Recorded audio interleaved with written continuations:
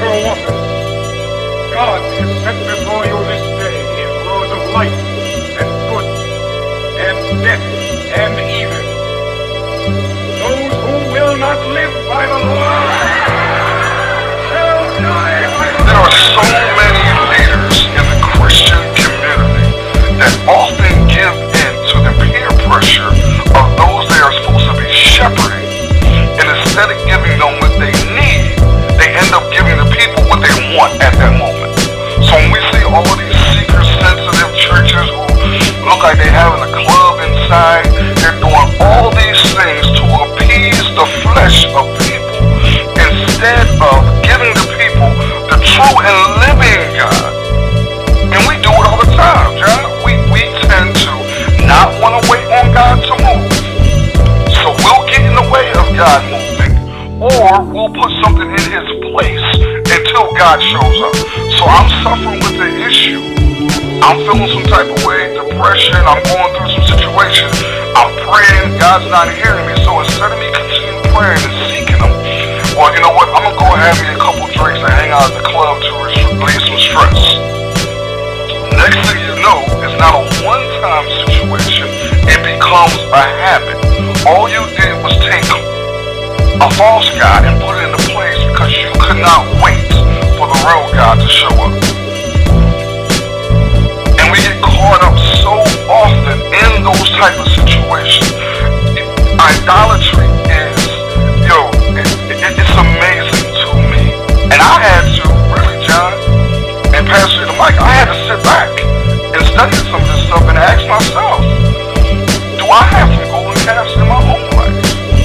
Do I have some idolatry? I had to really examine myself. And in this show, I'm going to reveal some of the idols that I know I have created. And it may shock you. And what's the danger in creating a God in our own image? One, the God that you create in your own image is always pleasing you. Always agrees. Whatever you do, whatever you think in your mind is right, your God is always pleased with you. If you create that God in your own image. That right there, my friend, is a danger.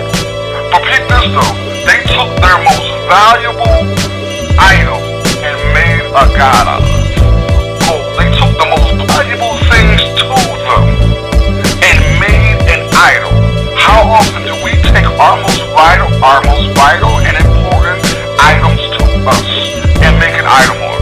Since my pride has gotten to this point, since my success, my talents in a certain area, this certain business, my knowledge has gotten me to this certain point, I'm going to continue to build an idol, and that idol is going to be my foundation to propel me to where I need to go.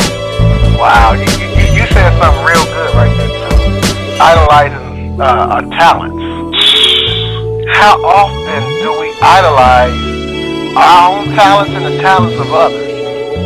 And then sometimes we tend to look at the talent as the person, and we can't separate their talent from the person, and we just want to idolize it. And I'm about to hit on some idols right now. Some people are going to be mad at me, but I got to say it. A lot of us idolize Whitney Houston, and we could not separate her talent from her spiritual life. And a lot of people are going to disagree with me, but that's fine. This is, in my opinion, we have idolized her talent. She was a great talent, great actress, great singer. But that ain't got nothing to do with her as a person. Now remember, folks, we are simply not saying Whitney Houston. Whitney Houston would be a metaphor for any celebrity that you can replace in there. For you can put any celebrity. The fact that these fools had Tupac's hologram at a doggone concert would be the same doggone thing.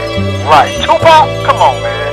I mean, we can put any celebrity in that place, John. How many Elvis impersonators are there out there? Elvis. How long that brother been dead?